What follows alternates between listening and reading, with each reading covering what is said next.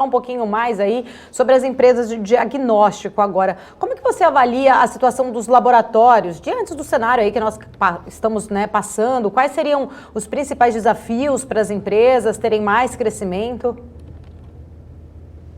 É engraçado, o setor de diagnóstico ele vive um ano bom em 2021, né? As empresas elas têm apresentado crescimento bastante forte de receita, né? E basicamente tem dois motivos, né? Você tem tanto o volume de exames relacionados diretamente à própria COVID, né? Que inclusive tem um ticket médio maior, então isso ajudou o crescimento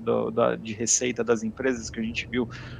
no primeiro trimestre, todas as empresas tiveram um crescimento bastante positivo, e também o que aconteceu foi que ao longo do ano passado, né, durante a primeira onda, muita a gente em casa, né, ninguém falou, vamos fazer exame de check-up, outros exames, então muitos exames foram postergados, né, as pessoas deixaram de fazer, então criou-se um estoque, entre aspas, né, de exames que está sendo realizado nesse momento, né, então as companhias elas vivem um momento muito positivo em 2021, né, mas quando pensando um pouquinho mais no longo prazo, né, um pouco mais adiante, né, eu tenho uma visão um pouco mais cautelosa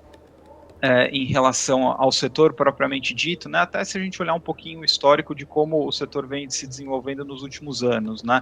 que o que aconteceu foi que houve uma expansão bastante grande, né, de empresas e de clínicas, de laboratórios de uma forma geral, né, ou seja, houve um aumento bastante grande da oferta desse tipo de serviço, né, consequentemente isso afetou o preço, né, então quando a gente olha a evolução de ticket médio do setor de uma forma geral nos últimos anos, ela vem crescendo pouco, né, até abaixo da inflação, e não é nem a inflação médica que é super alta, né, a inflação normal, né, de preço ao consumidor, o IPCA, por exemplo, né, e isso é uma das razões pelas quais a gente, uma das principais razões, na minha opinião, pelo menos, de pressão de margem, né, quando a gente olha a evolução das margens brutas das empresas nos últimos anos, também houve uma pressão, né, e por isso a gente vê esse fator, né, como um principal limitador de crescimento futuro de lucro para as empresas, né? E aí diante disso, né, inclusive as empresas agora estão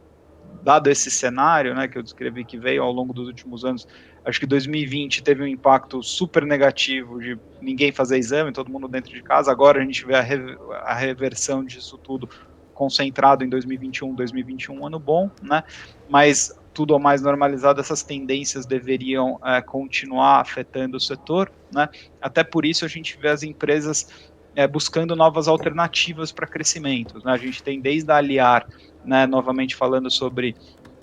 parcerias público-privadas, né, para aumentar esse tipo de parcerias e aumentar, consequentemente, a receita. E tem também, por exemplo, o Fleury, né, investindo num esforço para aumentar o uso das suas clínicas, de aumentar o uso, por exemplo, de outros tipos de procedimento